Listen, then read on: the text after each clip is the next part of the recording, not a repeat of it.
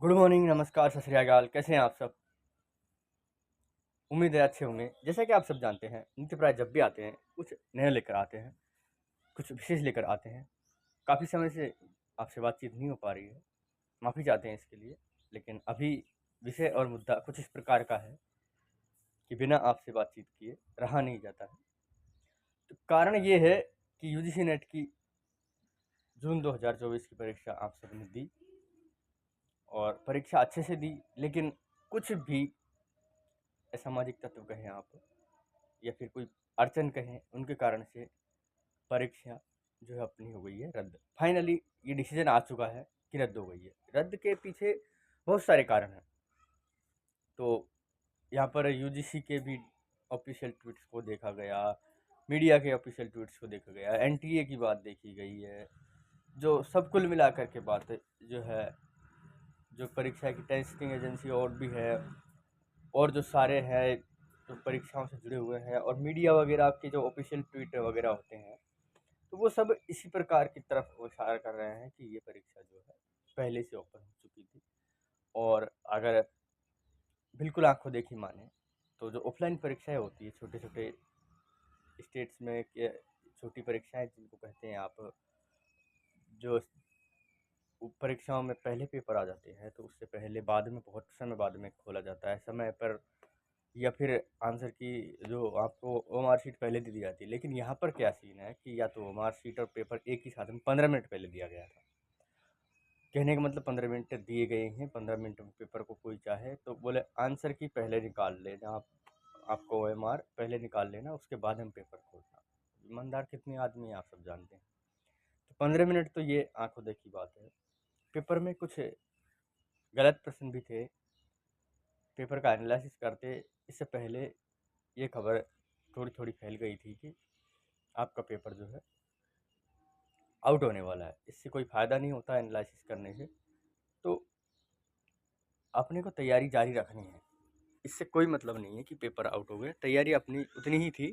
थोड़ा सा और जो तैयारी अपनी टूट गई थी, और वो टूटनी नहीं चाहिए थी, लेकिन हम इंसान हैं, इंसानों की तरह भावनाओं में बह जाते हैं और तैयारी कमज़ोर कर देते हैं। जैसे ही परीक्षा गई, हमने पुस्तक रखी साइड में, तो उस पुस्तक को वापस उठाना है और वापस जारी रखनी है अपनी पढ़ाई, और इस तरह जारी रखनी है जैसे कि परीक्षा आज कल में होने वाली है। हालांकि बताया जा रहा है कि परीक्षा अगली दिसंबर वाली परीक्षा के साथ में हो सकती है। कोई कह रहा है कि जून के महीने वापस हो सकती है, लेकिन ऐसा करना उचित नहीं है। अगर जून में परीक्षा सरकार वापस ले लेती है तो कोई परीक्षा का मतलब नहीं रह जाता है। भले ही आपके मर्ज होके हो जाए परीक्षा, कोई बात नहीं है, या फिर महीने 15 दिन बाद में हो जाए, वो भी कोई बड़ी बात है नहीं है। लेकिन अगर जून में ही परीक्षा हो जाती है तो इसका मतलब ये होता है कि परीक्षा में कोई बदलाव नहीं हुआ, पहले वाला ही सब कुछ है। पेपर में कुछ थोड़ी बहुत उधर फेर कर दिया गया है। तो कहने का अर्थ ये है कि परीक्षा के पैटर्न में जैसे ऑनलाइन में होता था, आज तक यूजीसी नेट की ऑनलाइन परीक्षा जितनी भी हुई है, ऑनलाइन में कभी भी गड़बड़ नहीं आई। ये ऑफलाइन में क्या है, संभावनाएं ज़्यादा रहती है, पेपर हाथ में ही रहता है। और ऑफलाइन में और ऑनलाइन में इतना ही फ़र्क रहता है कि ऑनलाइन में आप जब परीक्षा देंगे तभी आपका पेपर खुलेगा, और ऑफलाइन में आपके हाथ में रहता है पेपर। ठीक है, मैं एग्जामिनर हूँ मान लीजिए, मेरे हाथ में पेपर जब 15 मिनट पहले तो स्टूडेंट के हाथ में आ गया है, तो उनके हाथ में कितने दिन पहले आ गया होगा, कितनी देर पहले आ गया होगा। तो लाजमी बात है कुछ तो गड़बड़ हुई होगी, है ना। अब देखिए, अनुभव की बात बता रहा हूँ मैं। ऑफलाइन पेपर में क्या होता है, ऑफलाइन पेपर देने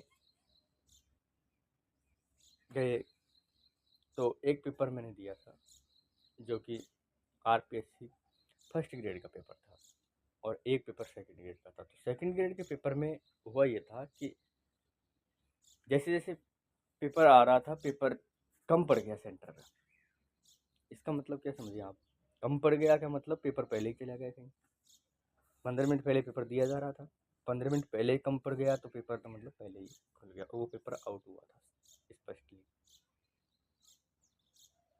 लेकिन आउट होने से कोई सेंस नहीं है जब तक कि सरकार ढंग से रोक नहीं लगाएगी। सरकार की लापरवाही है, एनटीए की लापरवाही है, साफ बात है। एनटीए को सरकार ने जिम्मेदारी दी है तो एनटीए की भी जिम्मेदारी बनती है पेपर को सही करवाने की।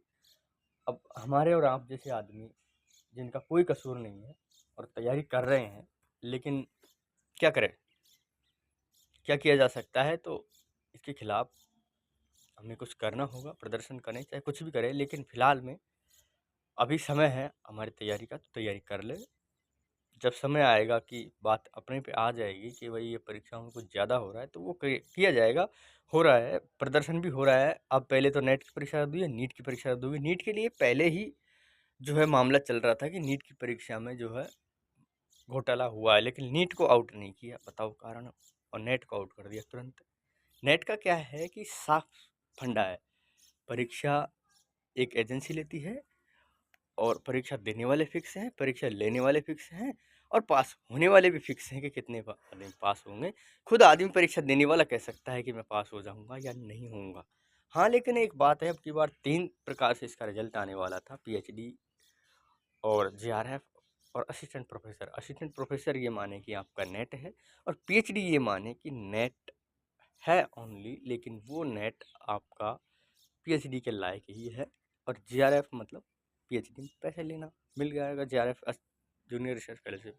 तो इन सब बातों के लिए हमारे पास काफ़ी समय रहता है, लेकिन अब एक डिसीजन किया है कि उच्च शिक्षा की परीक्षा की तैयारी करवाने के पश्चात कुछ टीचिंग एग्ज़ाम्स हैं जिनकी तैयारी हम करवाएं, ये लाजमी है। अगर आप राजस्थान से हैं तो आपने एक मामला प्रकरण अभी सुना होगा कि राजस्थान सरकार ने 50% जो है आरक्षण महिलाओं के लिए स्पेशल बुक करके रख दिया है टीचिंग फील्ड में, और वो थर्ड ग्रेड की वैकेंसी से स्टार्ट किया है, और थर्ड ग्रेड की वैकेंसी का नोटिफिकेशन जारी हो गया है। तो वो नोटिफिकेशन का क्या होता है, प्रदर्शन चल रहा है, धरना प्रदर्शन हो रहा है, कई साथीगण गए हुए हैं धरना प्रदर्शन में भी, और उम्मीद है मैं भी जाऊंगा कल, आज भी जाने की उम्मीद है। परंतु बात यहाँ ये आ रही है कि हक़ी बात है, सही बात है कि महिलाओं को 30% आरक्षण दिया जा रहा था, उसमें वहाँ तक किसी ने कुछ नहीं कहा था, लेकिन 50% आरक्षण एक तरफ रखने के बाद में उसमें से फिर वर्ग कोटा में से भी अब SC ST OBC का आरक्षण एक साइड में रख दिया जाता है, फिर बचेगा क्या? तो कुल मिला के बात ये है, सरकार ये 50% आरक्षण वाली सिर्फ एक चाल खेल रही है। इसके पीछे जो महिलाएं हैं उनको गुमराह किया जा रहा है, और इससे ज़्यादा कुछ नहीं है ना? 50% आरक्षण का मतलब बहुत कुछ होता है, और ये जो असमंजसता फैल रही है इसको थोड़ा क्लियर करेंगे एक बार पूरा मामला प्रकरण समझने के बाद में। फिलहाल ये है कि थर्ड ग्रेड का मामला क्लियर होता ही थर्ड ग्रेड की तैयारी आपके समक्ष करवाई जाएगी। फर्स्ट ग्रेड की तैयारी भी थी, लेकिन कुछ ऐसे प्रकरण हैं जिनको तीनों में लेके चलना है। तो क्या है कि थोड़ा सा समान हिंदी पे जोर देना पड़ता है। किसमें? आपका थर्ड ग्रेड में, फर्स्ट ग्रेड, सेकंड ग्रेड में। तो सामान्य हिंदी के साथ साथ हम हिंदी साहित्य जो हम पढ़ेंगे वो असिस्टेंट प्रोफेसर, नेट और फर्स्ट ग्रेड कॉलेज लेक्चरर जो भी है आपका, ये तीनों चारों में एक चलता है, और सेकंड ग्रेड में भी वही चलता है, लेकिन सेकंड ग्रेड में थोड़ी सामान्य हिंदी भी ज़्यादा रहती है। ठीक है, तो सामान्य हिंदी एक तरफ चलनी है जो सेकंड ग्रेड और थर्ड ग्रेड में काम आ जाएगी, और अन्य परीक्षा में भी काम आएगी, और एक तरफ हिंदी साहित्य चलनी है। ठीक है, और जनरल पेपर के लिए आपको मैंने सूचना दे दी थी कि जो अपना है दूसरा चैनल चल रहा है, उस चैनल पे आपको सूचित किया जाएगा कि क्या सीन है। लेकिन फ़िलहाल में समस्याएँ सबकी आती है, तो फ़िलहाल में किसी परिस्थितियों से मैं आपके समक्ष आ नहीं पाया, और ऐसी बात भी नहीं है, रेगुलरिटी नहीं है, तो कोई बात नहीं है। आपके समक्ष मैंने पहले ही आपसे प्रॉमिस कर दिया था कि ये जो असिस्टेंट प्रोफेसर की परीक्षा है उससे पहले आपको ये सारी चीज़ें अवश्य क्लियर करा दूंगा। तो वो असिस्टेंट प्रोफेसर वाली एग्ज़ाम नहीं थी, वो ये जो आ रही है असिस्टेंट प्रोफेसर की 2024 की, उसकी बात थी, है ना? तो अभी के लिए इतना ही, तैयारी जारी रखिए। नेट की परीक्षा वापस होगी, और नहीं होगी तो भी दिसंबर की परीक्षा हमारी कोई नहीं रोक सकता है। तो इन्हीं बातों के साथ में लेते हैं आपसे विदाई, फिर मिलेंगे अगली किसी सूचना के साथ। नमस्कार, गुड मॉर्निंग, धन्यवाद।